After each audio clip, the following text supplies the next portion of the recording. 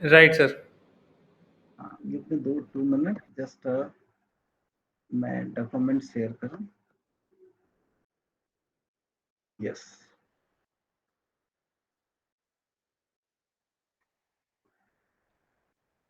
ये मैं last time का something I would like to recreate it.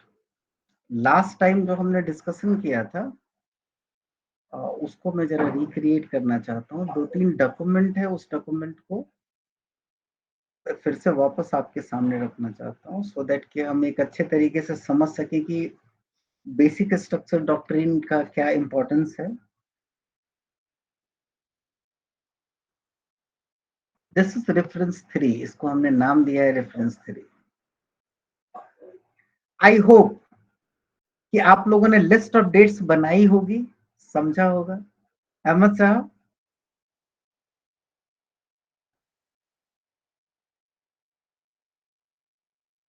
Sir,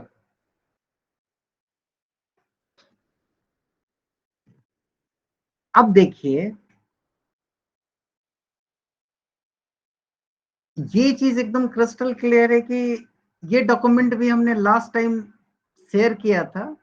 it is the constitution of India, जो published हुआ था 1949 में, and it was effective from 26th day of November.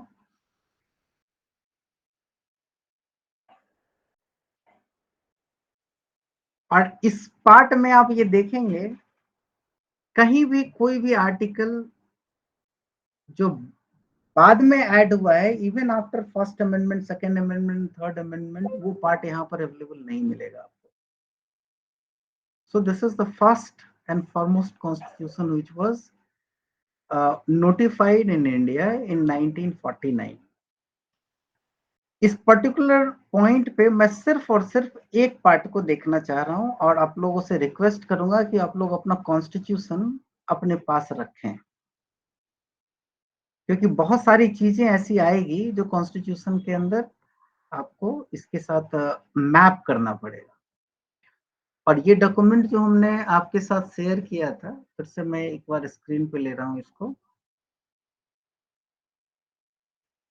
For the purpose of list of dates. थोड़ा सा list of date पे मैं आज discuss करूंगा।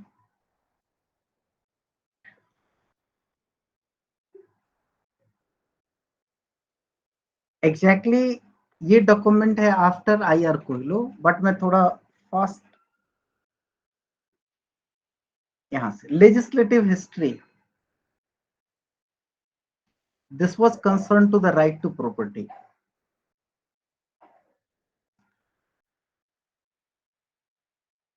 ड्यूरिंग फ्रीडम स्ट्रगल एक वर्ड था, agrarian reform, agrarian reform, that is coming from agricultural reform. और जो लैंड था वो आजादी से पहले एक प्रथा होती थी जिसको कहते हैं जमींदारी प्रथा। और वहां पर ये था कि रेवेन्यूज गवर्नमेंट को जाती थी, जो जमींदार थे वो रेवेन्यू कलेक्ट करते थे और कलेक्ट करके गवर्नमेंट को डिपॉजिट करते थे। डायरेक्ट किसान से उनको रेवेन्यू नहीं जाता था।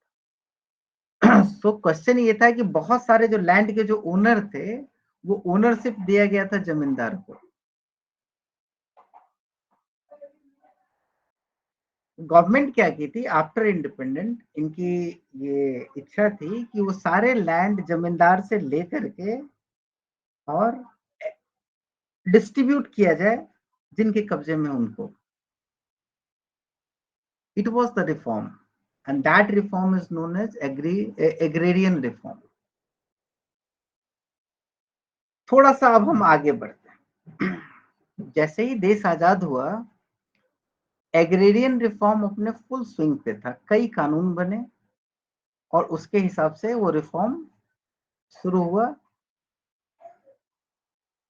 और वो शुरू हुआ इसलिए क्योंकि वो जो था ना, वहां से वो जमींदारों से लेना था, एक्वायर करना था और उसको किसानों में बांटना था।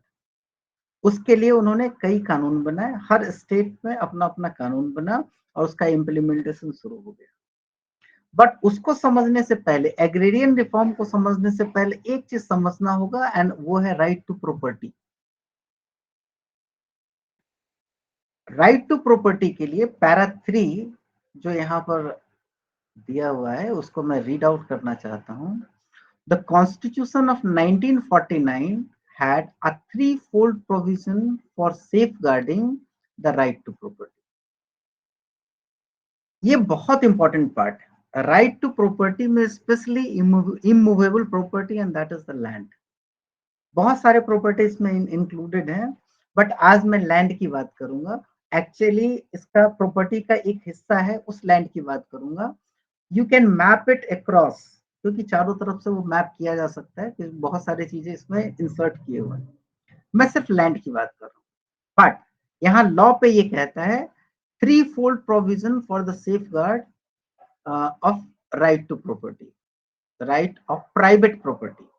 It is only guaranteed that the private ownership also right to enjoy and dispose of property free from restriction other than reasonable restriction. I hope कि reasonable restriction, other restrictions, ये सब बातें अब आप लोग अच्छी तरीके से लोकेट करेंगे, क्योंकि हम लोगों ने प्रॉपरली इस पर्टिकुलर पॉइंट्स पे डिस्कस किया है और देखा है from time to time.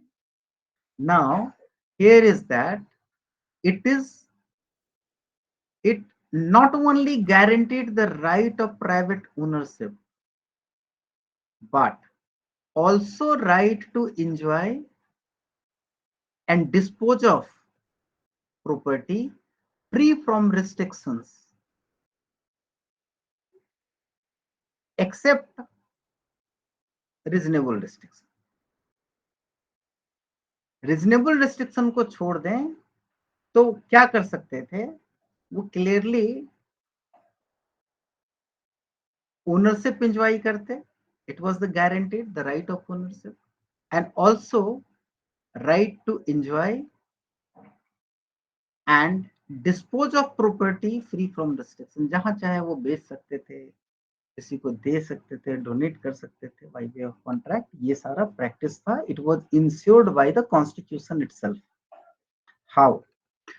It was ensured by the Constitution through three ways into the fundamental right.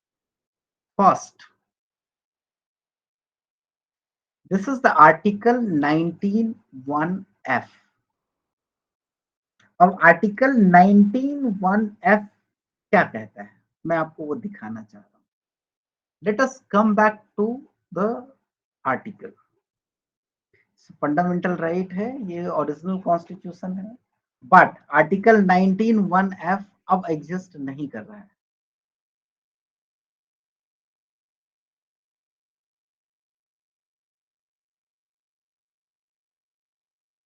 This is the Article 19 and this is the F. आप जरा देखिए, all citizens shall have rights. 19(1), all citizens shall have rights to acquire, hold, and dispose of property. Now this is 300A out of fundamental right. 19 के अंदर था पहले ये. So it was concerned to the property. Right था to acquire, to hold and dispose. वापस मैं अपने उस पॉइंट पे आऊं, and this was come here. So guaranteed to every citizen the right to acquire any property by any lawful means such as inheritance, personal earning, or otherwise, and to hold it as his own and to dispose it freely, limited to such reasonable restriction which may not be in exercise of requirement of the interest of general. So इसका general public से connection नहीं था. It was the private property and you can do as per your requirement and wishes. It was the first safeguard for the right to property. Second safeguard, it was associated with, this is the second, and this is the third. So second safeguard is concerned to the Article 31(1), and third safeguard was Article 31(2). Let us see what is that.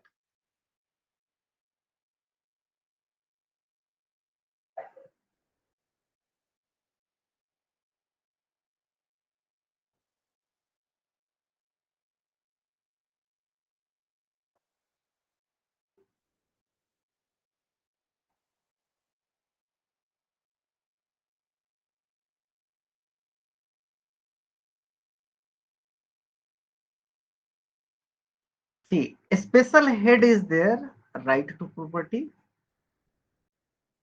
There are clause 1 and clause 2. Clause 3, clause 4 is also there.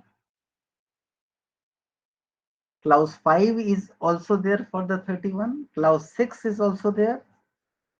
So a complete, and thereafter, just thereafter, there is another clause is 32, which was the constitution.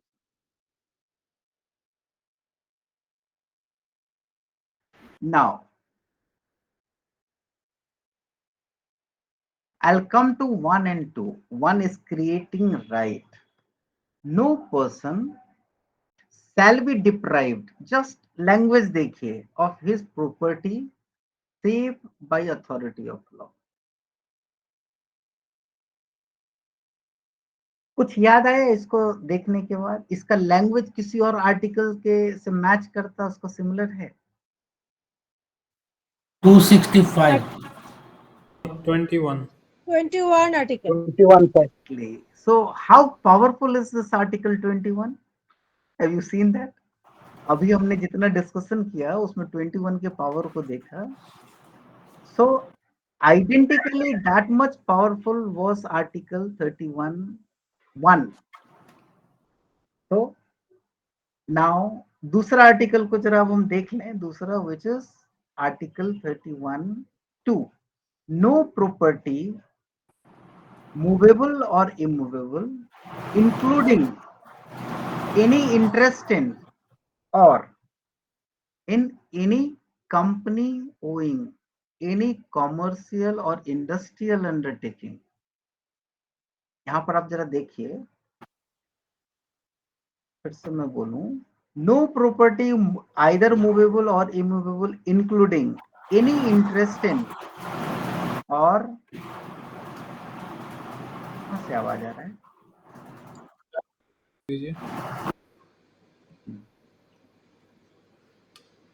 Any interest or in any company owning any commercial or industrial undertaking, even the bank,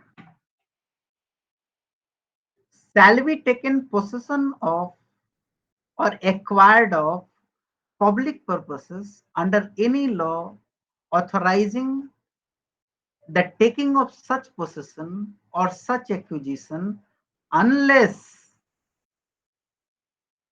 the law provides for compensation for the property taken possession of or acquired, and either fixed the amount of the compensation or specifies the principle on which and the manner in which the compensation to be determined and given.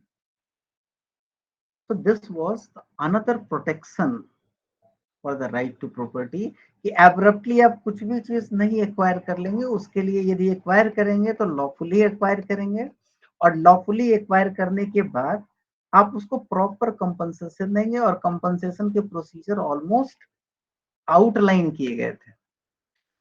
अब मैं यहां पर आता हूं. Enjoys that if the state wants to acquire private property, it could do so by acquisition or acquisition for public purpose. Objective is very clear, for public purpose. and by payment of the owner by fixing the amount or specifying the principal upon it, it is to be determined. तो point यहां पर मैं ये कहना चाह रहा हूं कि right to property highly protected right था और यहाँ पे 3 सेफगार्ड फंडामेंटल राइट के अंदर ही उसके लिए गारंटी किए गए थे. First was the article 19(1)(f), second was the article 31(1), and third was the article 31(2).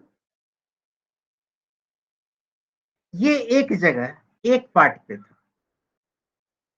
I guess यहाँ पे कोई एम्बिग्विटी नहीं होनी चाहिए. Yes sir. नाउ अब कहानी शुरू होगा इतना समझ में आने के बाद. This is the clear-cut story started for the dispute. The development of the socialist order by the then government led by the Pandit Jawaharlal Nehru was not possible without vast acquisition of land and for reorganization of agriculture holding. देखिए ये development की बात हो रही है. आज भी development की बात होती है और कोई भी डेवलपमेंट की बात जब होगी तब ये दो चीज के बगैर नहीं हो सकता. First was not possible without acquisition of land, vast acquisition of land, and दूसरा है for reorganization of agriculture holding. ये देश कृषि प्रधान देश कहा जाता है तो एग्रीकल्चर होल्डिंग लैंड का भी रीऑर्गेनाइजेशन होना जरूरी था. जमींदार से लोगों में डिस्ट्रीब्यूट रियल फार्मर के पास जमीन आना था और ये प्रोसेस शुरू हो गया था. और उस प्रोसेस शुरू होने के पीछे एक एक्ट था जिसका नाम था बिहार लैंड रिफॉर्म एक्ट. और इसी बिहार लॉ रिफॉर्म एक्ट के तहत गवर्नमेंट एक्वायर करती थी और पैसा जो दिया जाता था ओनर को और जमींदार को वो not as per this norms, वो अपने हिसाब से कुछ दिया जाता था और दे करके वो मामला सेटल किया जाता था. The same was challenge under the right of property was serious threat to the socialist pattern of society. क्योंकि ये जो लाइन है ना ये बड़ा इंपॉर्टेंट लाइन है जिसको हमने अभी हाईलाइट किया. फिर से मैं जरा इसको हटा करके हाईलाइट करता हूँ. The right to property was a serious threat to the socialist pattern of society. What does it mean? क्योंकि जब कभी भी एक्वायर हुआ वो चैलेंज हुआ कोर्ट में on the basis of fundamental right. वहां टेस्ट हुआ और अकॉर्डिंगली स्टक डाउन होने का एक थ्रेट खतरा था. और इसकी शुरुआत हुई 1950 में ही और वो शुरुआत का रीजन था पटना हाईकोर्ट. क्योंकि बिहार के एक बहुत बड़े महाराजा हुआ करते थे then and there and that is called, अभी भी उनका नाम है दरभंगा महाराज के नाम से वो फेमस है मिथिलांचल के. His name was the Kameshwar Singh. So he challenged some acquisition of land in Bihar before the Patna High Court. तो वहां चैलेंज सिर्फ पटना में ही नहीं हुआ, थ्रू आउट द कंट्री ये चैलेंज होना शुरू हो गया था. बट पटना हाई कोर्ट ने इस एक्विजिशन को यानी इस एक्ट को अनकॉन्स्टिट्यूशनल डिक्लेयर किया. It was the year of 1950 but it was published in 1951 in Kameswar versus State of Bihar, Patna High Court, held the Bihar Land Reform Act unconstitutional और उसको stuck down कर दिया. Then and there government को उस समय समझ में आया है कि ये आर्टिकल हमेशा परेशान करेगा और इस रिफॉर्म को करने देगा नहीं. थोड़ा और डेवलपमेंट हुआ, Allahabad and Nagpur upheld land reform, और ये दोनों हाईकोर्ट ने अपहेल्ड किया, against which appeal were pending in the supreme court. So again खतरा वहां भी था। ये पेंडिंग होने के दौरान पहला चैलेंज नहीं हुआ, और पेंडिंग होने के दौरान गवर्नमेंट ने इस खतरे को महसूस की और ये काम किया। The constitution was amended and the amendment was the first constitutional amendment.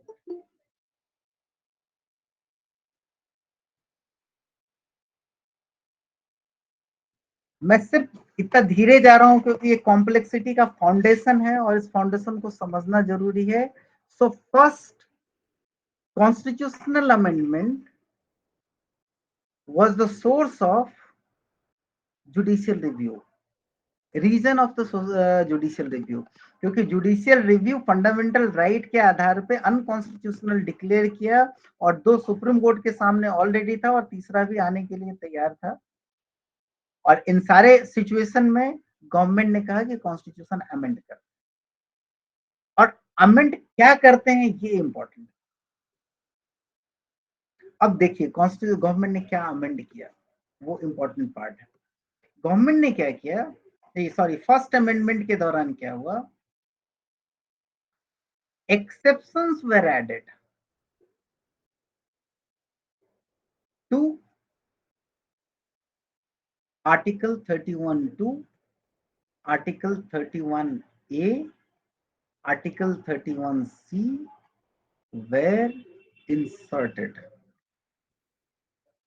The First Amendment also added in 9th schedule of the Constitution with reference to Article 31B purportedly to save this legislation dealing with the land reform, which were struck down by the court. अब जरा देखिए इस word को समझना most important part है। यहां फिर से मैं ये बता रहा हूं, आप देखिए फर्स्ट अमेंडमेंट है, फर्स्ट अमेंडमेंट में certain exceptions were added, nothing deleted, nothing overridden, but something is added. So what was the added? What was the addition? Addition was Article 31(2), Article 31A, Article 31C were inserted. और इसके वजह से एक schedule create किया गया, it is also added, that is the schedule 9। यानी on that point of time only up to schedule 8 was there. Schedule 9th schedule was inserted by the First Amendment Act with reference to Article 31B. So what was the exception?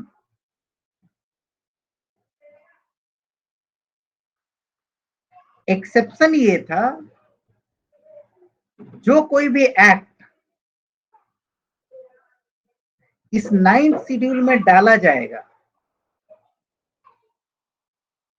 it is immune from judicial review on the line of violation of fundamental rights. यानी parliament या executive को, legislation को ये power था, ये एक ऐसा black box था 9th शेड्यूल जो आर्टिकल 31B से क्रिएट किया गया था by the way of first amendment, कि इसके अंदर जिस किसी भी एक्ट को डाल दिया जाए वो इम्यून फ्रॉम जुडिशियल रिव्यू था by way of exception 31(2) and 31A, 31B, और जो भी इंसर्शन हुआ था उसके वजह से, and it was the exception. मतलब एक्सेप्ट दिस, अब फंडामेंटल राइट कहीं लगा दो, यहाँ तुमको फंडामेंटल राइट लगाना नहीं है, और जो 9th शेड्यूल में आ गया तो उसको बिल्कुल भी आप टच नहीं कर सकते। This is complete immune. Am I clear up to this point or not? Yes, sir. और जो जो Yes, sir. स्टक डाउन हुआ था और पेंडिंग था, जैसे बिहार लैंड रिफॉर्म एक्ट और नागपुर और इलाहाबाद का एक्ट, इन तीनों को ला करके वहां डाल दिया गया। Court was jobless on these 3 point, क्योंकि अब आप इम्यून नहीं कर सकते। Am I clear up to this point or not? Yes, sir. Yes, sir. Now, Yes, sir. और changes were, and that changes were the amended Article 31A provide that notwithstanding anything contained in Article 13, notwithstanding anything contained in Article 13 का मतलब क्या है? Once we are saying notwithstanding, meaning thereby the overriding effect is there.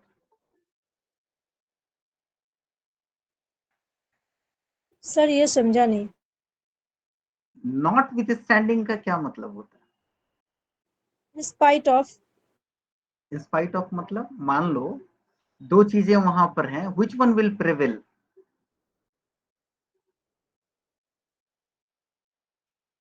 कहने का fundamental right, मतलब है fundamental the amendment provide that not with standing, मैं फिर से इसको रिपीट करता हूं, not with standing anything contain in article 13, no law providing for acquisition of by the state of any estate or any right taking over of the management of the property by the state for a limited period either in public interest or to secure proper management of property। मैं इतना नहीं जाऊंगा, मैं सिर्फ ये कहना चाहता हूं आपको, notwithstanding anything contained in Article 13. So what is contained in the Article 13? That is inconsistency with the fundamental right. So whatever is inconsistency in the fundamental right, it has to be declared void. But by inserting this notwithstanding anything Article 13 in Article 13B 31A, मतलब ये कि आप उस point को test नहीं करोगे, inconsistency नहीं होगा, इसको छोड़ करके आप आगे बात करोगे। Am I clear up to this point or not? Meaning thereby limitized the Article 13. Article 13 की जो इफेक्ट है उसको आगे इम्प्लीमेंट करने से, राइट टू प्रॉपर्टी के लिए जब गवर्नमेंट एक्वायर करेगी तो उस पॉइंट से आप उसको वहां टेस्ट नहीं करेंगे, कोर्ट का हाथ बांध दिया गया, आप नहीं करेंगे। आपको थोड़ा सा मैं एक और फीलिंग यहाँ पर मैं देना चाह रहा हूँ, और उसके लिए आपको मैं 1 सेकंड थोड़ा सा मुझे टाइम दीजिए, तो मैं एग्जिस्टिंग कॉन्स्टिट्यूशन को एक बार आपको दिखाऊं, so that just a minute, let me just find out the existing constitution.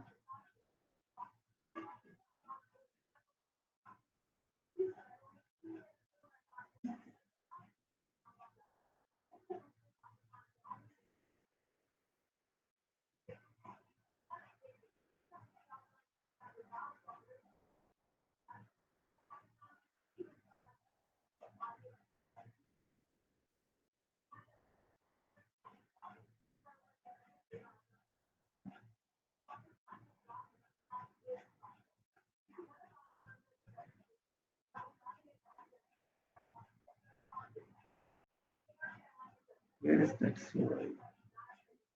Let me just download that particular constitution.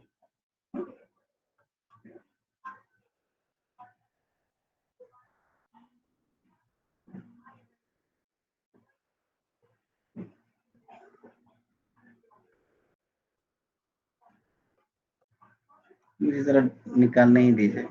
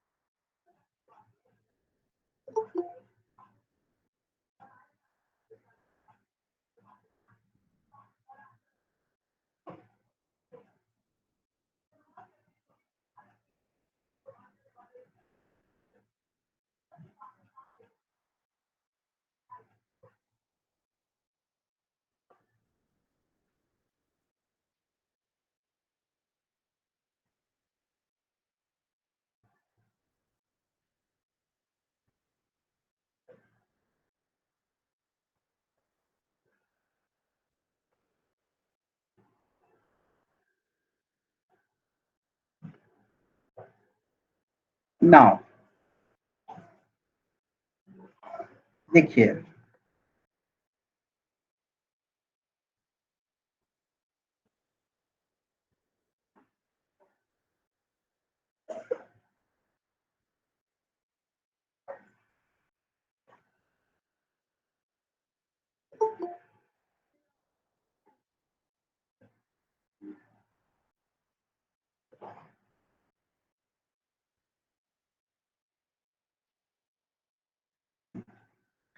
see, this is the part 3 fundamental, right?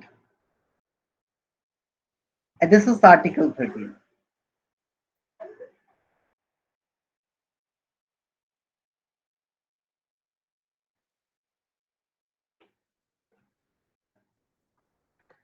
This is, see, this one.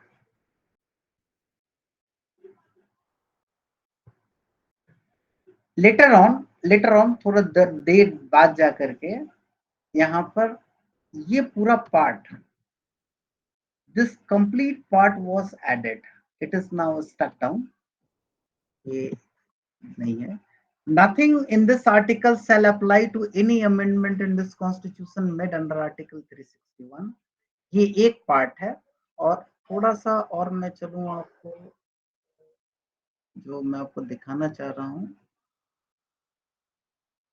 then it will come up on the speed.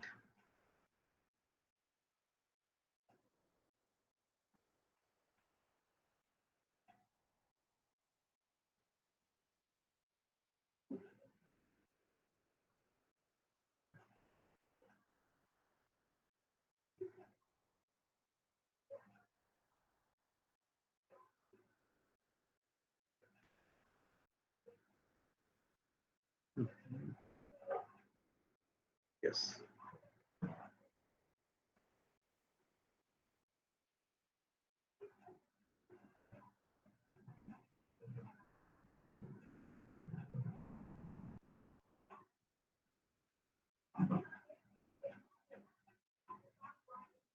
सी, आप जरा पहले इस जगह देख लीजिए, inserted one is inserted by the constitution for fourth amendment, this is inserted by the first amendment, this is inserted by the 21st amendment, this is substituted by the 42nd amendment, article 39 and blah blah.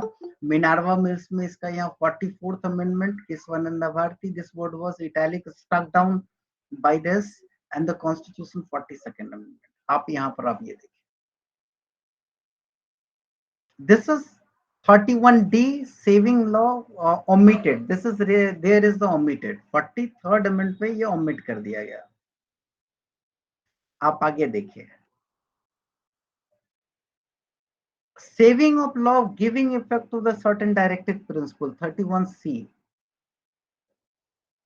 31V, validation of certain act and regulation,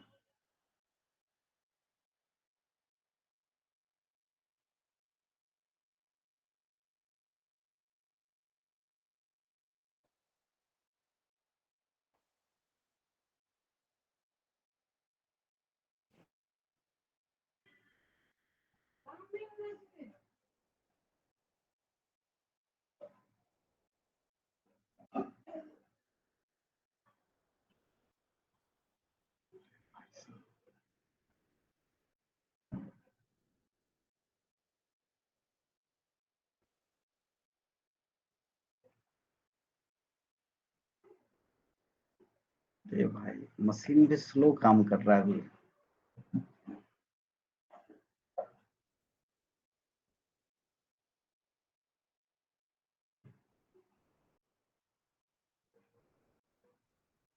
This is 31A, it was inserted, substituted, notwithstanding anything contained in article 13, no law providing for acquisition, taking over and amalgamation, ये सारा कुछ यहाँ पर आपको दे दिया गया और उसको डिमिन मतलब कर्टेल किया गया है, saving of certain law, and this is the 31.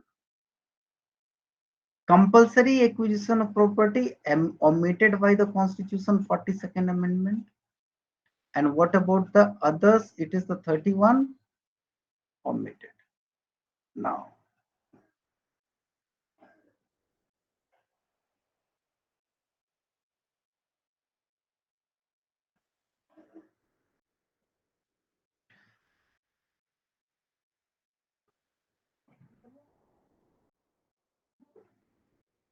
पहले आप एक चीज देख लीजिए, बहुत ज्यादा इसमें दाएं बाएं करने की नहीं जरूरत है।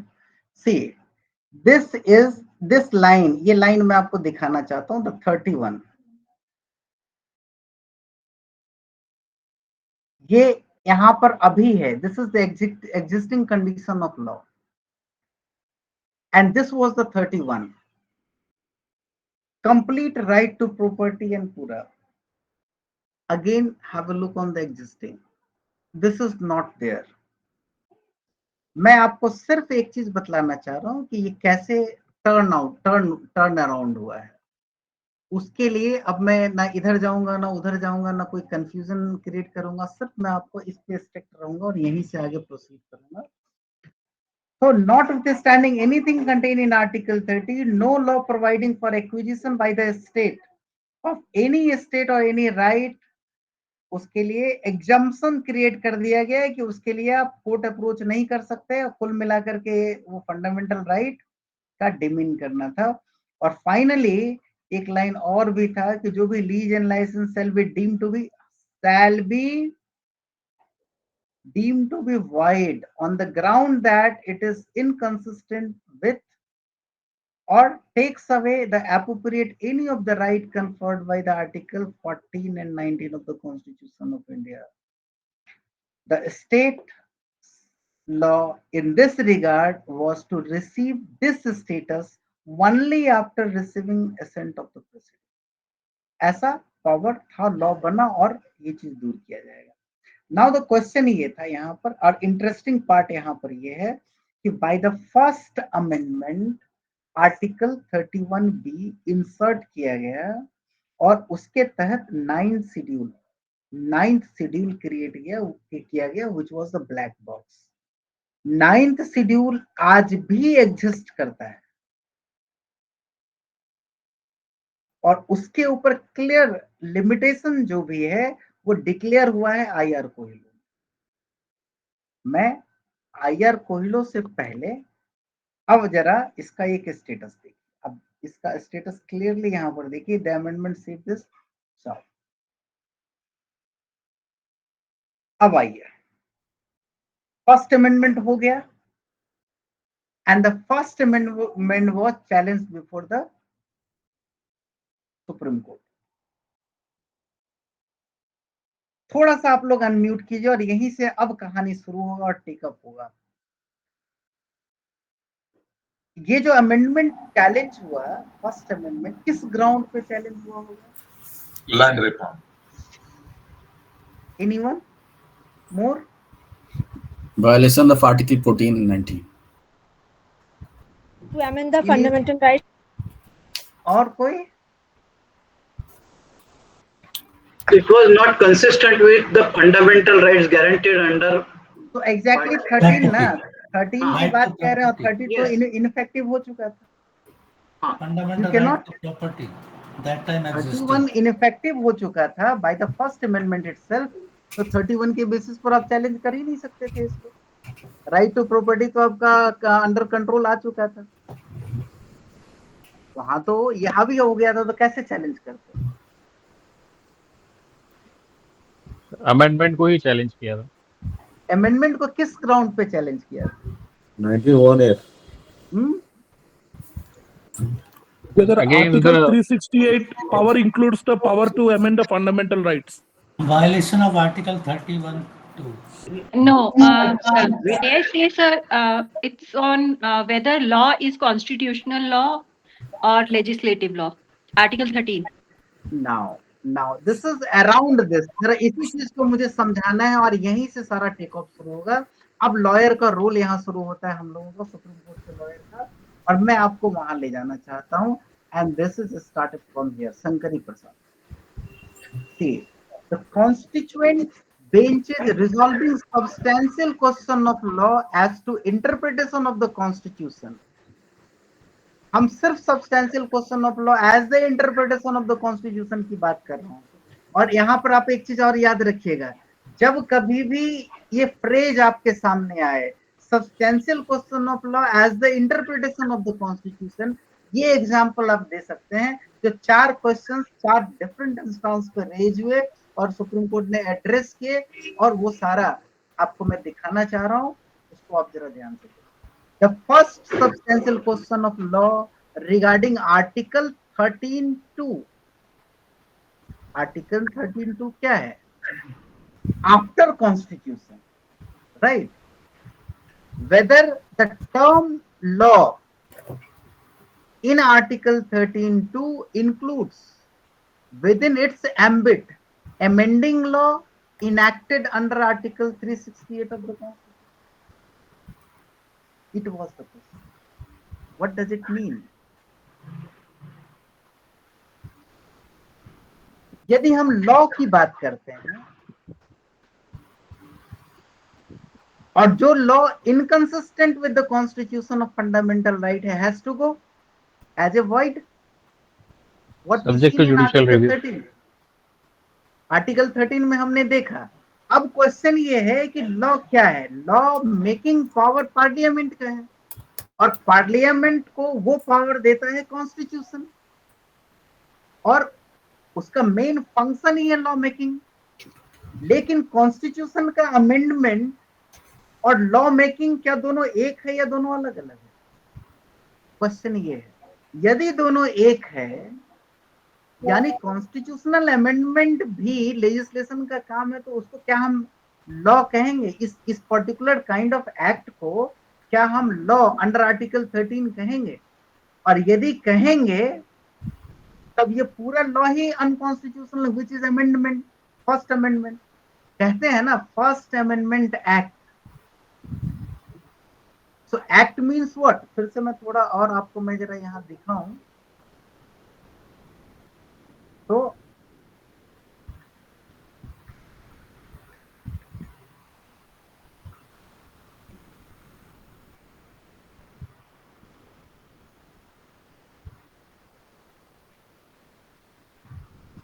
यूजुअली जब आप देखेंगे तो आप ये देखेंगे कि ये फर्स्ट कॉन्स्टिट्यूशनल अमेंडमेंट एक्ट 1951 कहा जाता है। This is also the act of the parliament. तो द क्वेश्चन यहां पर ये था,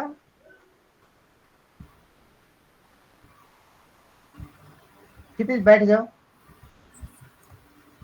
The first amendment act, we are talking about the first amendment act.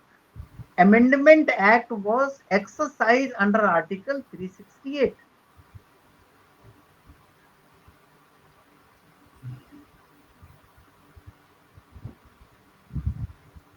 और 368 के अंदर जो भी act means the act of parliament, क्या वो लॉ है? अदरवाइज बाकी उसका जो मेन फंक्शन है लॉ बनाना, वो एक अलग फंक्शन है जो आपको दिया हुआ है under list 1, list 2, list 3, union list, concurrent list, state list, वो एक अलग फंक्शन है। लेकिन कॉन्स्टिट्यूशन का amendment itself a different function. तो क्या दोनों फंक्शन का जो वर्ड है, दोनों जो एक्ट है, दोनों एक्ट क्या आर्टिकल 13 में इंक्लूडेड है? इंपैक्ट देखिए, यदि आर्टिकल 13 में वो इंक्लूडेड है then it has to go, और यदि इंक्लूडेड नहीं है then well and good. Am I clear up to this point or not? Or is there any ambiguity? So please एक बार रिपीट कर देंगे थोड़ा।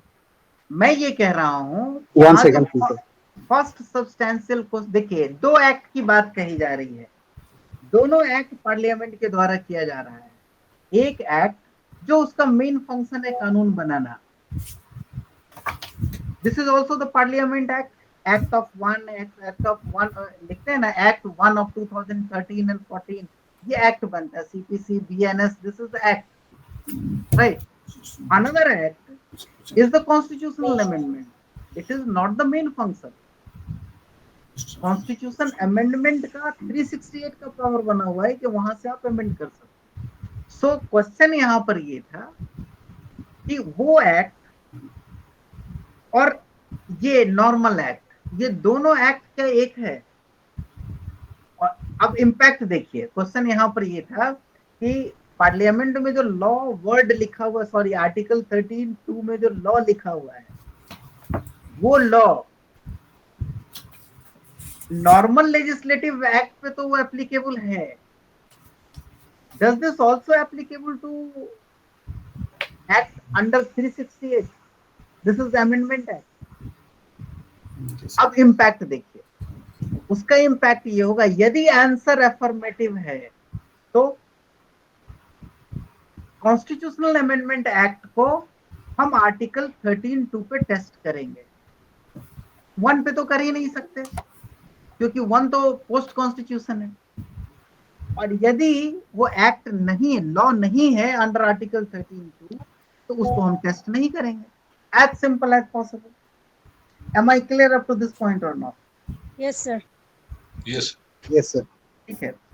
तो शंकरी प्रसाद में इस चीज का आंसर आया कि नहीं, ये एक्ट नहीं है, ये लॉ नहीं है. Constitutional amendment act is not law.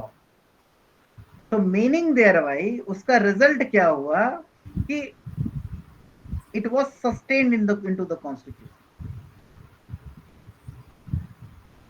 क्या सस्टेन किया? जितने सारे अमेंडमेंट हुए थे, everyone was sustained. Even schedule 9, और शेड्यूल 9 के अंदर डाला गया सारा एक्ट. राइट. अगेन फिर से मैं यहाँ रीड आउट करता हूँ अब इस आर्टिकल को, और आपको मैं ये बतलाऊंगा. First substantial question of law regarding article 13(2), whether the term law in article 13(2) includes within its ambit amending law enacted under article 368 of the constitution.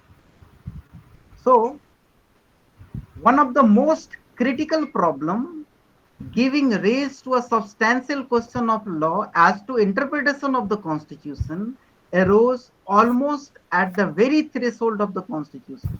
It was result of the first amendment in the respect of this article 13 of the constitution, which ordains that the state shall not make any law that is inconsistent with or is in derogation with the fundamental right enumerated in part 3 of the constitution. This stipulation applies to both pre and post constitutional law. Clause 1 of article 13 covering pre-constitutional law, laying down that all law in force in the territory of India immediately before the commencement of this constitution, insofar as they are inconsistent with the provision of this part, shall to the extent of such inconsistency be void. Likewise, clause 2 of the article 13 specifically stipulates in respect of the post-constitutional law, the state shall not make any law which takes away or abridges the rights conferred by this part, and any law made in the contravention of this clause shall, to the extent of the contravention, be void. Here, the term law is used in the most generic sense. In view of this categorical constitutional prohibition, all the such law that were enacted by the legislature with a view of bringing about the land reform for abolition zamindari system came to be challenged in the Supreme Court on the ground of violation of fundamental right to property under Article 31 of the Constitution. In order to maintain the movement of land reform, the Parliament, in exercise of its power under Article 368 contained in Part 12 of the Constitution, was immediately prompted to amend the Constitution by introducing two new articles, 31A and 31B, along with the 9th schedule, through the Constitutional First Amendment Act 1951 with a retrospective effect. The objective was to solely and singularly save the land reform enactment from the challenge on the ground of violation of fundamental right of property. How could the parliament do so in view of Article 13(2) that clearly and categorically prohibited the state overriding any of the fundamental rights contained in Part 3 of the Constitution? That instantly brought to the fore specifically a substantial question of law as to interpretation of the Constitution, whether or not amending law falls within the ambit of law envisaged under Article 13(2). Now, अब देखिए, it was the question, क्या court answer करती है वो यहाँ पर? This question was answered by the constitution bench of the 5 judges in Sankari Prasad Dev versus Union of India and Sankari Prasad Singh Dev versus Union of India and State of Bihar. On October 5, 1951, speaking of the bench, Patanjali Sastri J held that in absence of a clear indication, देखिए जरा ध्यान से सुनिएगा, in absence of the clear indication to the contrary, it is difficult to assume that fundamental rights are also immune from constitutional amendment. And accordingly, the first amendment of the Constitution was upheld as valid and constitutional, as it did not violate the provision of Article 13(2) by virtue of falling outside the ambit of law envisaged by it. Am I clear up to this point or no? Or is there any doubt? फिर से मैं read करता हूँ. Yes, court sir. ये कहती है, Patanjali Shastri sir का ये फाइंडिंग था, रीजनिंग ये था कि in the absence of clear indication to the contrary, it is difficult to assume that fundamental rights are also immune from constitutional amendment.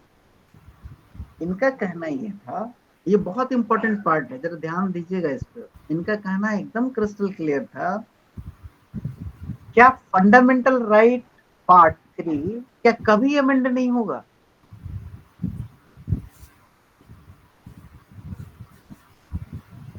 समझे इस बात को?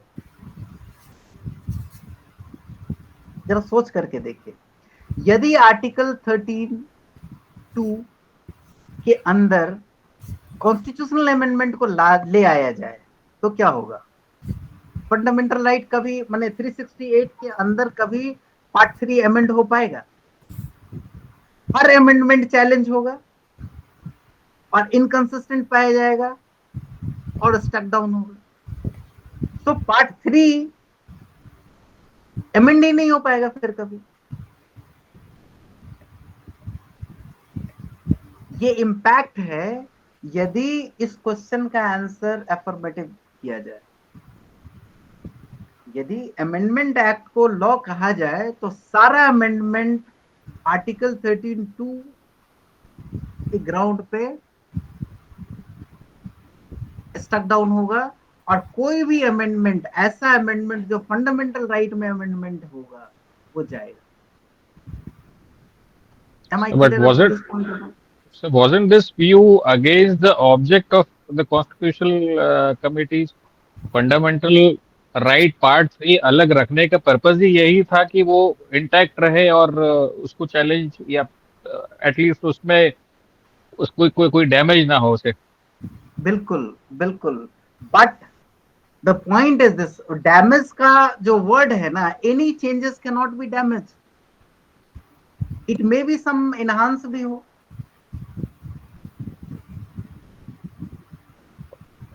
True sir, but ये wasn't it too early? 1950 में constitution आया, 51 में immediately amendment. Anyway ये तो क्वेश्चन था ना कि इसको अमेंड किया जा सकता है या नहीं. यदि आप लॉ बनाएंगे और उसी ग्राउंड पे आप उसको जब टेस्ट करेंगे, चेंजेस और एरोजन तो कहीं ना कहीं है, इनकंसिस्टेंसी तो डेवलप होगा. मतलब ये है कि आप पार्ट 3 को फुल एंड फाइनल अनटचेबल बना रहे हैं, which is again a serious threat for the growth and otherwise. Time के साथ जो चेंजेस होने हैं वो चेंजेस तो हो नहीं पाएगा। सर बोलिए। Otherwise, sir, it will become redundant if it is not immune to change. Question यहाँ यही एग्जैक्टली दिमाग लगाने की बात यहाँ पर ये है, और बिल्कुल आप लोग सही जा रहे हैं। अब ये जो टर्न हुआ ना, थोड़ा सा मैं आपको ये बतला रहा हूँ। शंकरी प्रसाद में इसको बोला गया कि ये लॉ नहीं है, इसलिए नहीं है। रीजन मैं आपको सिर्फ यही बता रहा हूँ कि इन्होंने साफ कहा कि it is difficult to assume that, clearly कहीं लिखा हुआ नहीं है, और ये बिल्कुल मानना, बिल्कुल एज्यूम करना बिल्कुल डिफिकल्ट है कि fundamental right is also immune from constitutional amendment, क्योंकि यदि इसको हम लॉ बनाएंगे और इसी लाइन पे टेस्ट होगा तो वो हमेशा स्टक डाउन होना। Are you getting my point? So their logic are also very clear and loud. But अभी आप आगे देखिए, सज्जन सिंह में क्या होता है, फिर से सेम क्वेश्चन रेज होता है, और अब आप बताएंगे। दूसरा पॉइंट हम आपको बतलाते हैं, एक सब्सटेंशियल क्वेश्चन जब सेटल हो जाता है उसको तो डिस्टर्ब नहीं किया जाएगा, फिर वो दूसरा सब्सटेंशियल क्वेश्चन आना चाहिए। और एग्जैक्टली द सेम थिंग किया गया था आईसी गोलकनाथ में। आईसी गोलकनाथ जो 11 जजेस बेंच का जजमेंट था, वहां क्लियरली 6-5 के मेजोरिटी से ये डिक्लेयर किया गया था, yes it is the law under 13, so you can not amend it, it's a sealed fix, जिसको केशवानंद भारती में टर्न किया गया। और आज ये सिचुएशन है कि कॉन्स्टिट्यूशनल अमेंडमेंट एक्ट इसके एम्बिट से बाहर है, आर्टिकल 13(2) के एम्बिट से बाहर है। एग्जिस्टिंग लॉ ये है, कैसे वो टर्न हुआ वो आप जरा देखिए। सिर्फ आर्टिकल 13 से लेकर के कितने सब्सटेंशियल क्वेश्चन ऑफ लॉ बने, और वो होना जरूरी था, नहीं तो फर्दर अमेंडमेंट उस पार्ट में हो नहीं सकता। आप जरा देखिए, ये बहुत ही इंटरेस्टिंग टर्न है, इसीलिए मैं आपको थोड़ा, ये बहुत ही स्पेसिफिक आर्टिकल है, उसके साथ मैं आपको यहाँ पर ले रहा था।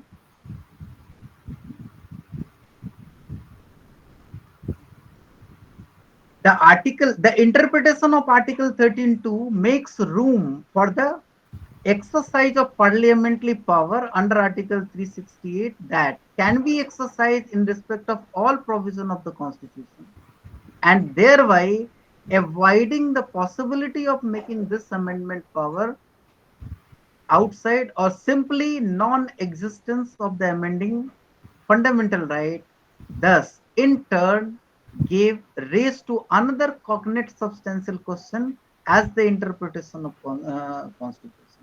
अब जरा फिर से जरा देखिए, जो हमने डिस्कस किया, जरा इसको समझने के लिए कह रहा हूं आपको कि what was the impact of that interpretation? The exercise of parliamentary power under Article 368 that can be exercised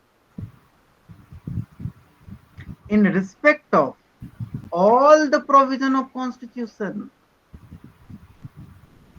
and not only fundamental right, all, and thereby avoiding the possibilities of making this amending power outage or simply non-existence for amending fundamental rights।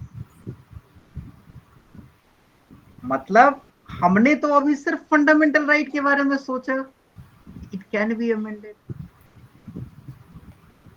ये this is the one side, it should grow, but what about the other side, कि बाकी सारे provision को भी वो amend कर सकते हैं। Does this amendment is having any limitation or limitation free?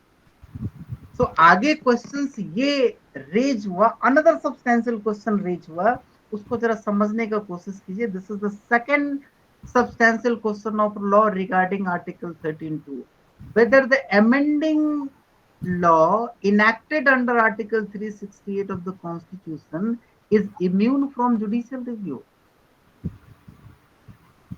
Fundamental right को तो आप अपने जगह छोड़ो, इवन कोई भी सबकी बात करें, होलिस्टिक कहें, पूरे कॉन्स्टिट्यूशन की बात करें, तो क्या इसका जुडिशियल रिव्यू नहीं होगा?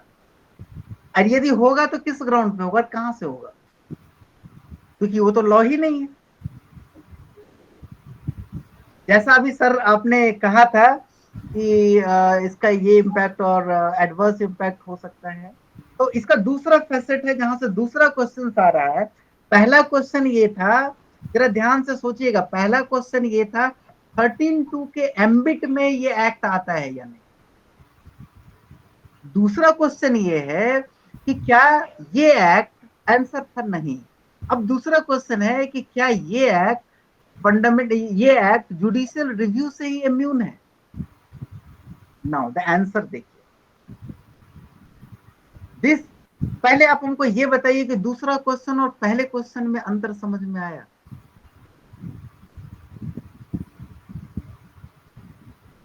क्या ये दोनों क्वेश्चन आपको समझ में आया कि दोनों अलग है?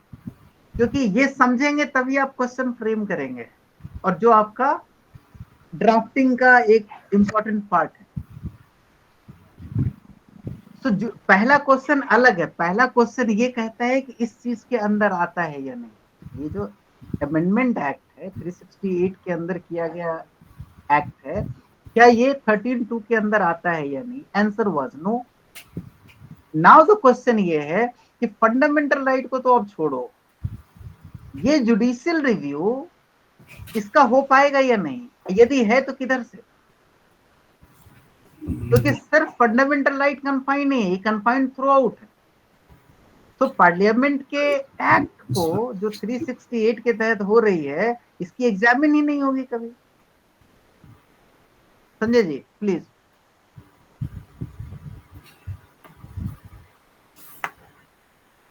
संजय जी। जी सर जी। अब बताइए, कुछ बोलना चाह रहे हैं? नहीं सर, वो गलती से ऑन हो गया। आप कंटिन्यू, आगे बढ़ूं? आप कंटिन्यू करिए सर।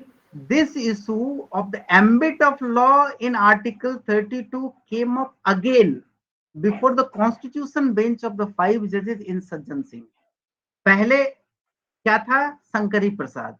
नाउ सज्जन सिंह के केस में भी वो चीज आया, state of Rajasthan. This was the context of challenge to the constitutionality of the constitution 7th amendment act 1964। 7वां कॉन्स्टिट्यूशनल अमेंडमेंट एक्ट 1964 में आया था, और वो चैलेंज हुआ सज्जन सिंह वर्सेस 17th है sir, 17th yes 17th, sorry 17th, ये 64 में आया। अच्छा, ये नंबर कैसे होता है, 17th कैसे आया, ये जरा इसके बारे में भी मैं आपको बताऊंगा। दरअसल कॉन्स्टिट्यूशन है, entire constitution started from preamble to all the schedule, और 9th शेड्यूल में भी यदि कोई भी चेंज होगा तो वो भी कॉन्स्टिट्यूशनल अमेंडमेंट कहलाएगा। यानी उसके अंदर किसी एक्ट को डालना भी कॉन्स्टिट्यूशनल अमेंडमेंट कहलाएगा।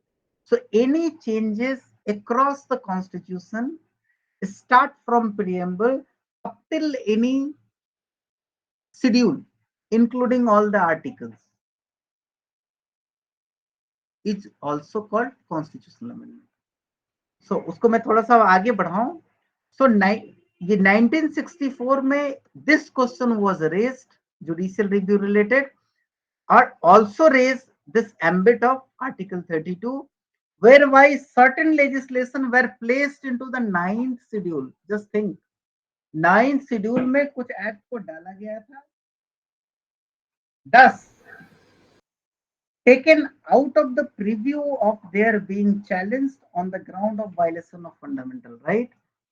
और इसमें 5 जजेस बेंच के अंदर एक अलग फैसला आया, और वो फैसला ये था, there was then and there CJI Gajendragadkar for himself, Wanchoo and रघुवीर Dayal approving the view express earlier in Sankari Prasad. ये बहुत क्लियर है, approving the view expressed earlier in the Sankari Prasad. उसको अप्रूव किया. Stated that on principle it was not be reasonable to proceed on the basis of fundamental right enshrined in part 3 were intended to be finally and immutably settled and determined once for all and were beyond the reach of any further amendment. On the other hand, the important part here, other hand, this was the dissenting judgment, dissenting concurrent.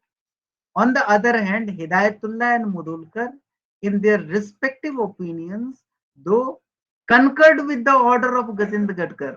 आप जरा देखिए, concur किया, but different reasoning लिया.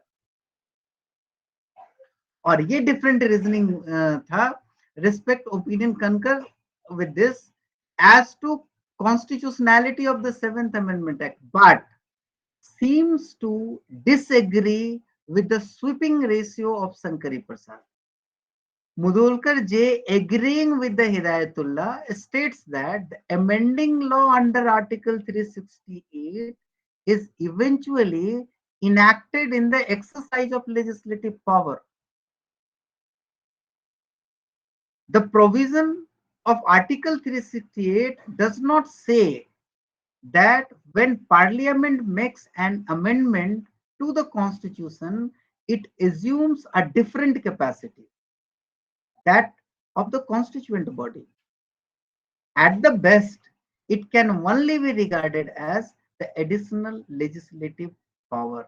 कहने का मतलब ये था कि अमेंडमेंट एक्ट भी एक तरीके से लेजिस्लेटिव पावर का ही एक्सरसाइज है और पार्लियामेंट कॉन्स्टिट्यूएंट बॉडी नहीं है. तो कुल मिलाकर के ये कहेंगे कि ये भी एक another kind of legislative act है और जो भी लेजिस्लेटिव एक्ट है इट शुड चैलेंज. सो दो डिफरेंट ओपिनियन और ये डिसेंट एक clear doubt on the finding of Sankari Prasad आ गया और it was challenge in which one IC Golak में. आपको मैं थोड़ा सा और आगे लेकर के जाऊं.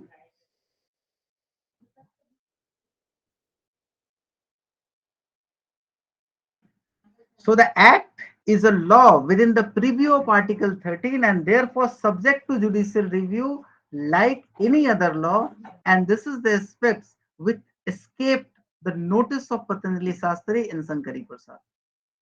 ये ऑब्जर्वेशन था आपका सज्जन सिंह का.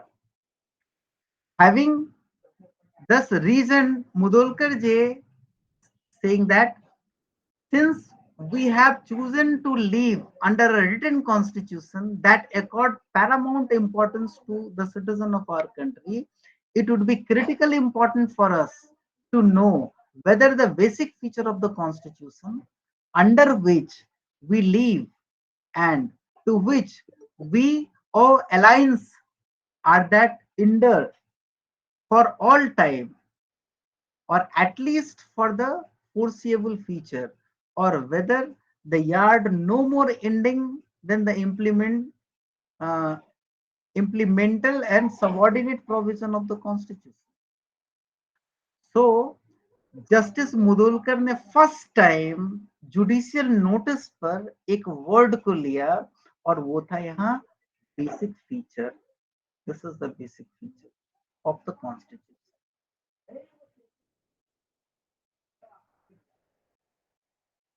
It was in 1965 under Sajjan Singh. थोड़ा और मैं आगे बढ़ूं.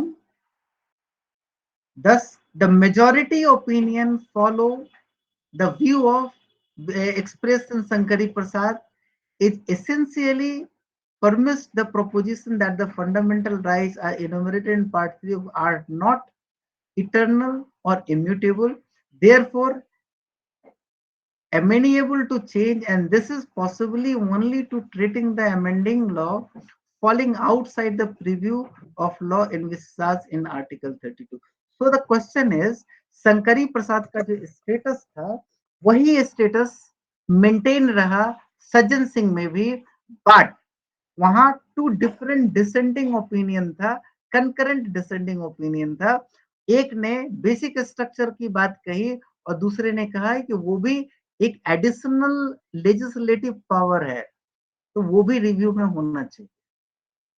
और यही चीज आगे चल करके एनहांस हुआ in further, it was in 19 से देखिए, the closely dividing opinion of the constitution bench of the 5 जजेस brought once again the problematic issue of interpretation of Article 13(2) vis-a-vis Article 368 to the center stage of actual judicial controversy, giving rise to the another set of substantial question of law as the interpretation of the Constitution, and which is here for you.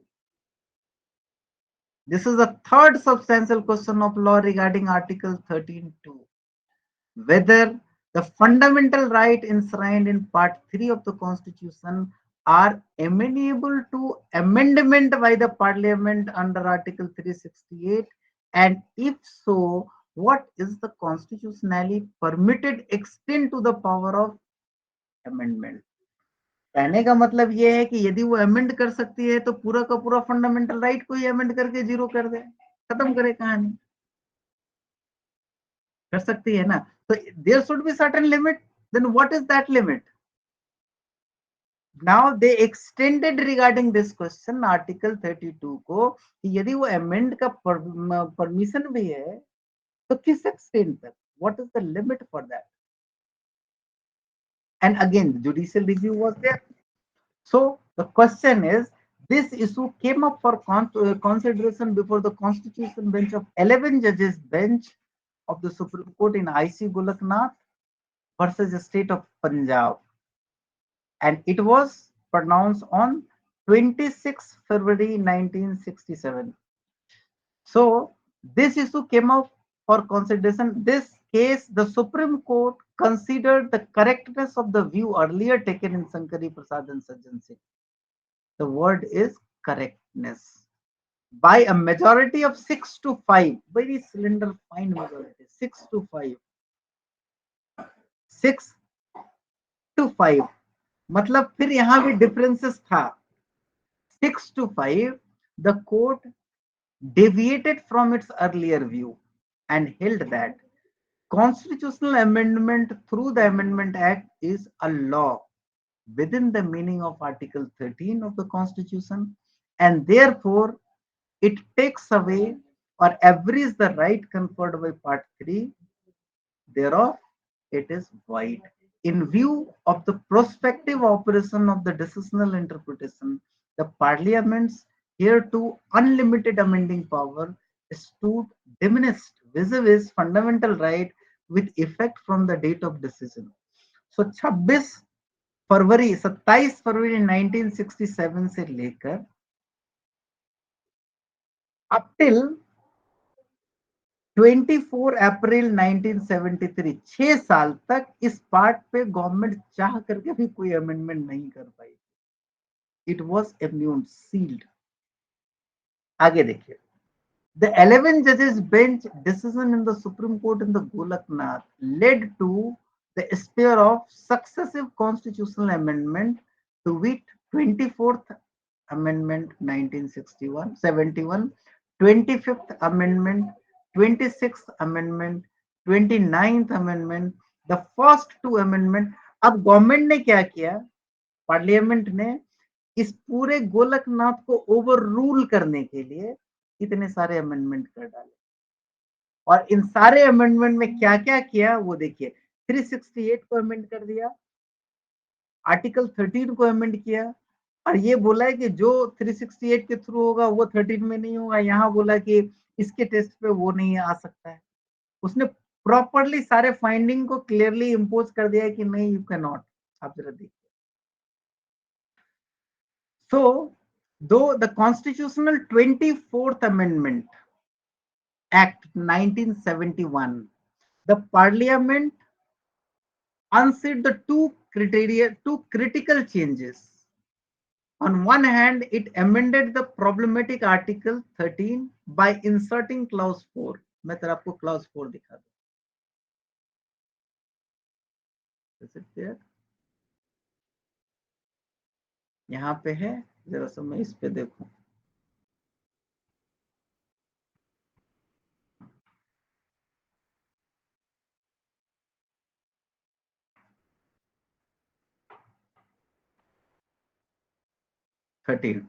This is 12।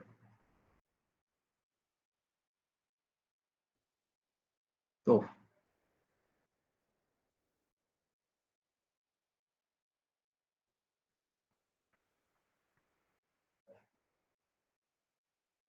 इसमें नहीं है, अभी अभी हमने दिखाया था आपको।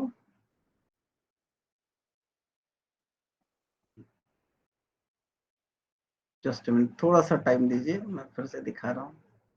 Yes,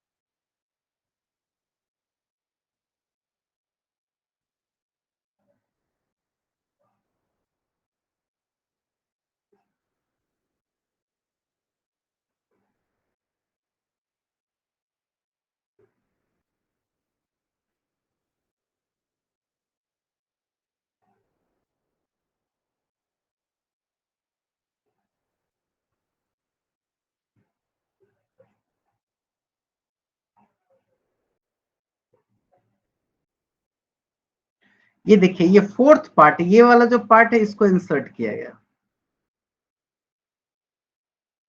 Nothing in this article shall apply to the amendment of this constitution made under Article 368. Any amendment of this constitution made Article 368. इसको इन्होंने 24th अमेंडमेंट के दौरान इंसर्ट किया। मैं वापस अपने पॉइंट पे आऊं। सी, तो कॉन्स्टिट्यूशन 24th, ये अमेंडमेंट याद रखिएगा, ये बहुत इंपॉर्टेंट है। इसका रिवर्स 24th एंड 42, ये दो चीज आपको बहुत परेशान करेगा और हमेशा याद रखना चाहिए, बहुत इंपॉर्टेंट है। सो द 24th और इसका reverse 42। So the 24th amendment के अंदर दो चेंजेस हुए। एक आर्टिकल 13 के अंदर 4 इंसर्ट किया गया और सिमिलरली आर्टिकल 368 इसके अंदर भी इंसर्ट किया गया।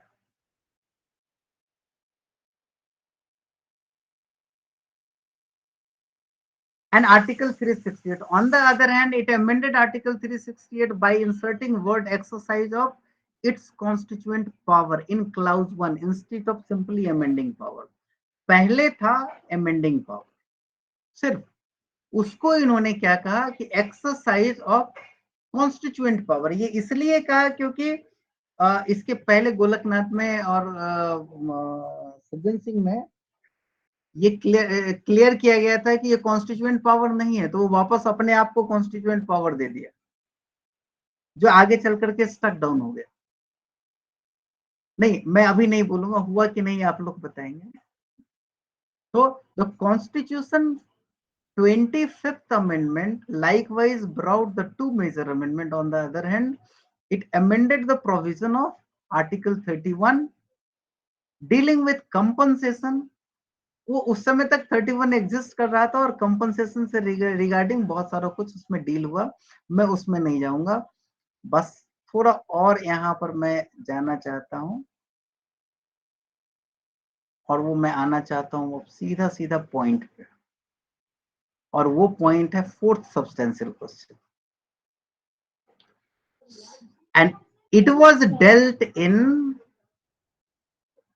Keshavananda Bharati case. It was again regarding Article 13(2).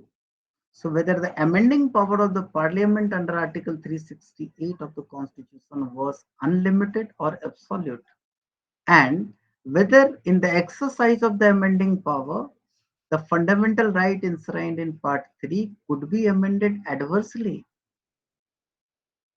क्योंकि दोनों का अलग मतलब है, ये एब्सोल्यूट है या नहीं, और यदि एडवर्सली है तो आप एडवर्सली अमेंड करके आप कुछ भी खत्म कर सकते हैं, पूरा का पूरा फंडामेंटल राइट ही खत्म कर दीजिए, जीरो कर दीजिए, सबको डिलीट कर दीजिए, ओमिट कर दीजिए, चलो खत्म हुआ कहानी। 13 रहेगा और 32 रहेगा and everything is gone. Even 32 को भी खत्म कर सकते हैं, इवन 13 को भी हटा ही सकते, 13 को ही हटा दो, खेल ही खत्म। तो ऐसा हो सकता है क्या? It was addressed into the Kesavananda Bharati. The move of the state to confer the power upon amendment fundamental right, though the numerous constitutional amendment in the above come to the challenge before 30 judges bench of the Supreme Court in Kesavananda Bharati case. और Kesavananda Bharati case में कहते हैं गोलकनाथ को revert किया और condition कहा कि नहीं, this largest 13 judges constitution bench here to constituted so far set for 68 days produced as many as 11 separate judgments running into about 1000 printed pages. The result of their exercise was that the 24th amendment was upheld as valid.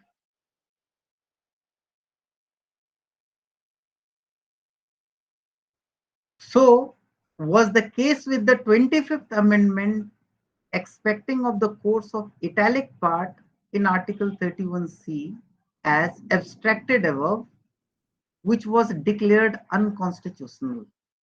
The validity of 26th amendment was left to be determined by the Constitution bench of 5 judges. The 29th amendment was also upheld valid. तो सब कुछ valid माना गया वहां पे। But what was the wrong? The thing was, एक jurisprudential principles evolve किया with regard to the second questions before this fundamental right, और वो क्या था, जैसा अगेन रिविजिट करते हैं। इसके अंदर दो क्वेश्चन है, one, whether the amending power of the parliament under article 366 of the constitution was unlimited or absolute. It was answered as no, it is limited and not absolute. And whether in the exercise of amending power the fundamental right enshrined in part 3 could be amended adversely. The answer is yes, it can be, except certain provision which are the basic features. So new part is inserted into them and that part is called basic feature, basic structure.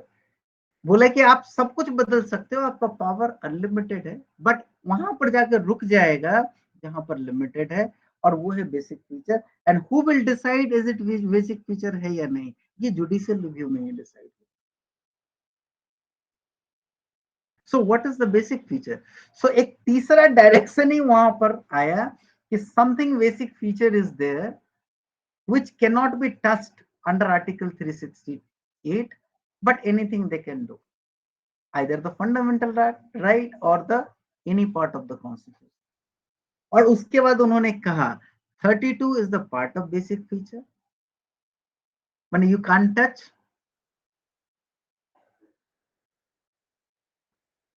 (14), (19) and 21 is the part of basic feature, you can't touch.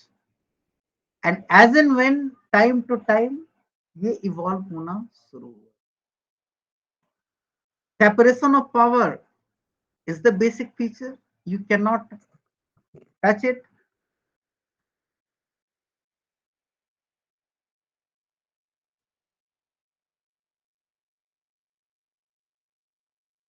In functional term, it means that the exercise of amending power of parliament under article 368 of the constitution is subject to judicial review by the Supreme Court on the touchstone of the basic feature of the constitution.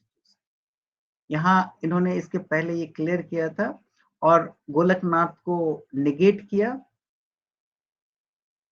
Hence, thenceforth, that is, after 24th April 1973, the Parliament shall have the power to amend each and every part of the Constitution, including fundamental rights, but subject only to the provision, principle that in the exercise of such power, its basic feature or structure shall not be damaged or destroyed. The basic feature oblique structure of the Constitution henceforth has thus become the juristic principle for effectively controlling the hitherto unlimited power of the Parliament to amend the Constitution. In functional term, it means that the exercise of amending power of the Parliament under Article 368 of the Constitution is subject to judicial review by the Supreme Court on the touchstone of the basic structure of the Constitution. And related to the scope of parliamentary power to the amendment and every part of the Constitution, including Part 3,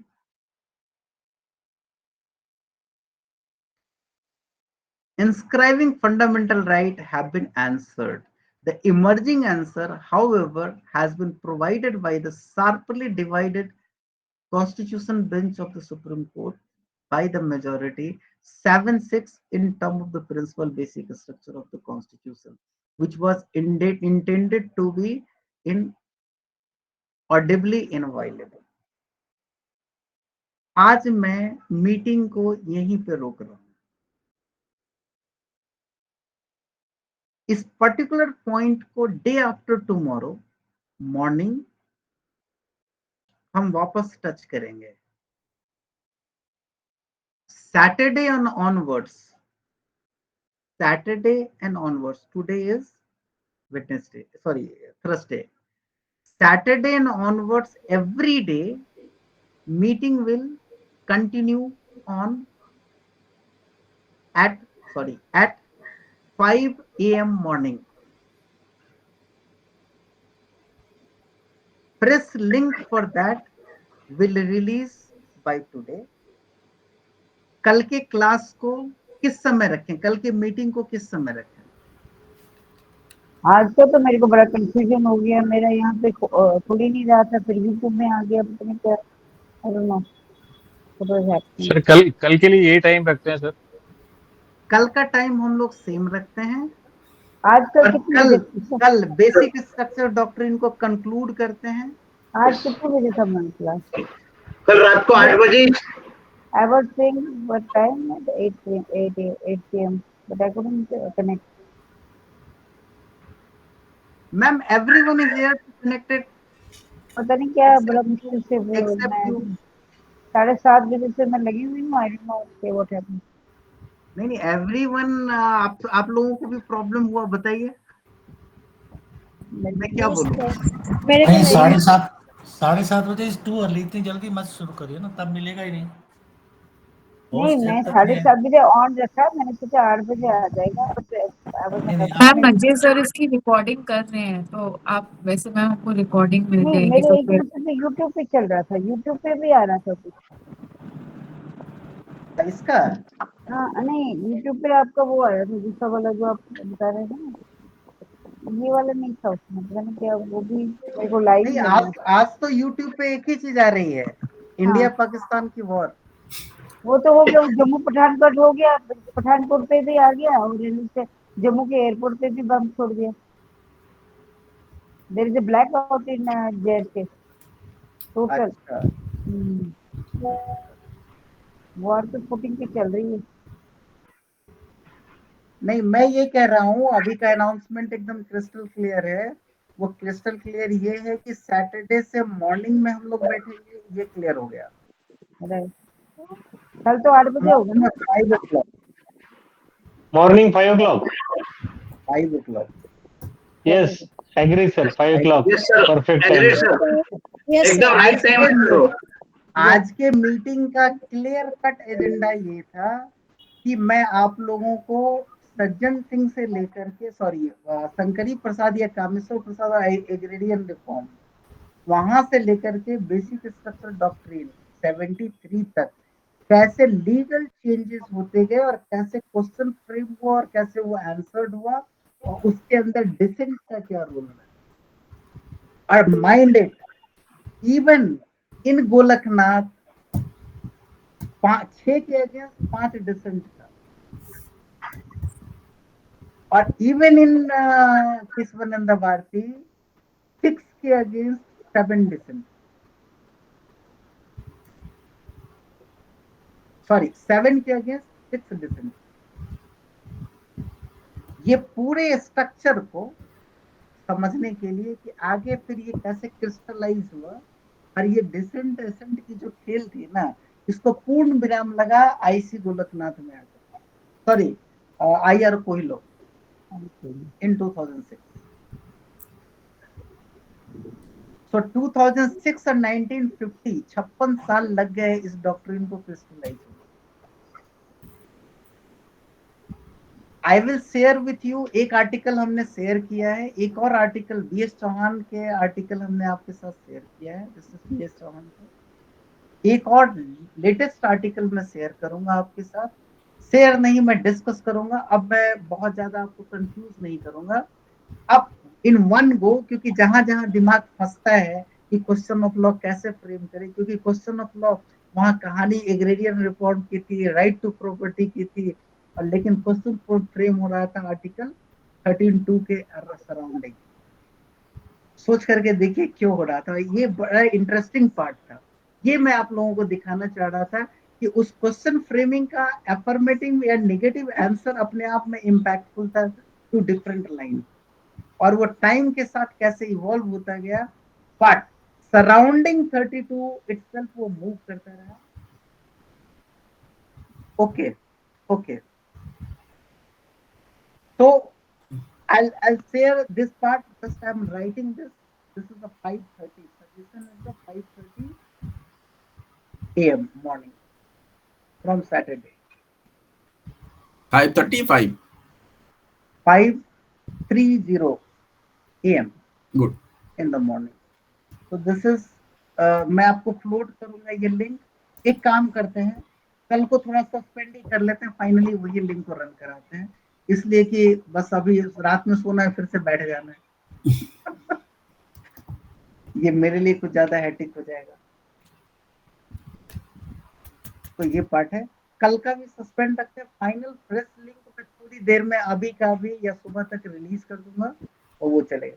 सो एक complex part agrarian reform से related था, question of law कैसे बना था, कैसे dissenting था, क्योंकि ये आर्टिकल बहुत ही क्रूशियल आर्टिकल है और ये कहीं से मिलता नहीं इस तरीके का।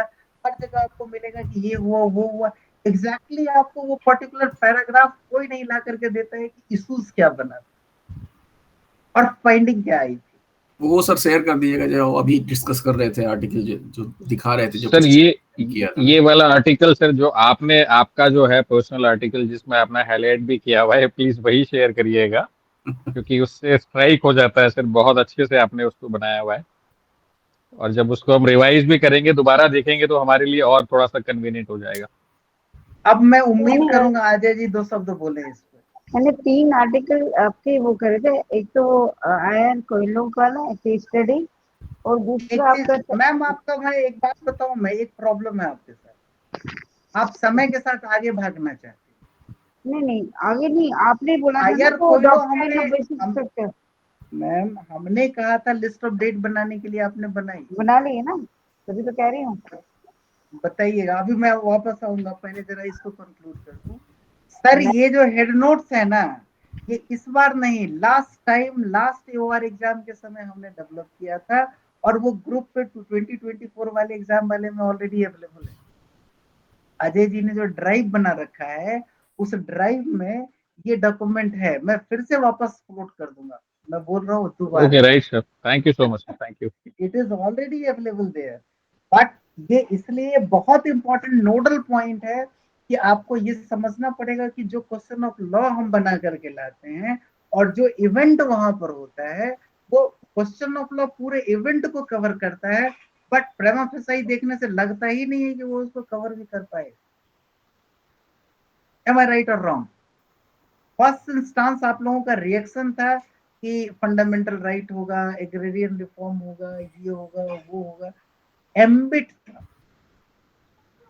दूसरा, जुडिशियल रिव्यू के में आता है या नहीं। तीसरा ये था कि क्या ये अनलिमिटेड है। चौथा ये था, डज इट एब्सोल्यूट। मतलब मैं ये कह रहा हूं कि you have to focus on all 4 question of law, और कैसे कैसे इसमें इसके इवॉल्व होने में डिसेंट का क्या रोल था, और कैसे वो डिसेंट आगे चल करके टर्न लेता चला गया और एक नया स्क्रिप्ट बनाता चला गया। आप देखिए, सज्जन सिंह का, जस्टिस मुदोलकर का डिसेंट के अंदर चर्चा किया गया एक phrase, basic structure 67 no 64, Sajjan Singh 64 में आया था, 67 में आईसी गोलकनाथ था, वो 64 का 65 वो जजमेंट वो आज के डेट में एक हैवी फील्ड बना हुआ है, क्रूशियल है। इट वाज डिसेंट, और वो क्वेश्चन रेज किया था अनदर फेलो जज इन दैट जजमेंट इटसेल्फ। आज देखिए कहां से। So it was the vision and visualization. It was the circumstances driven also. समय के साथ डायनामिक्स यही तो है, वो चेंज होता रहेगा। And now this is the reference of more than a dozen different countries जो इस बेसिक स्ट्रक्चर के थ्योरी को अडॉप्ट किया।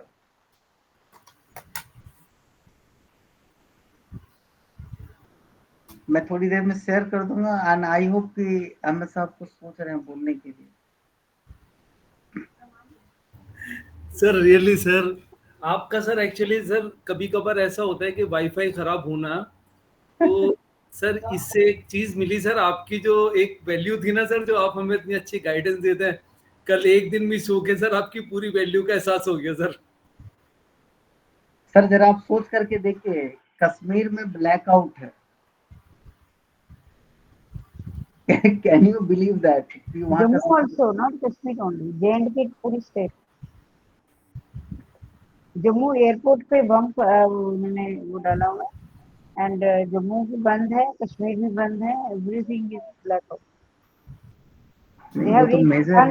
पठानकोट पे तो बिल्कुल ही उन्होंने गोलाबारी कंटिन्यूसली गोली मारी। यहाँ एक दिन इंटरनेट का खराब होना और वहाँ कई दिनों तक अभी इंटरनेट नहीं रहेगा, पावर भी रहेगा कि नहीं उसमें भी बहुत सारी समस्याएं हैं।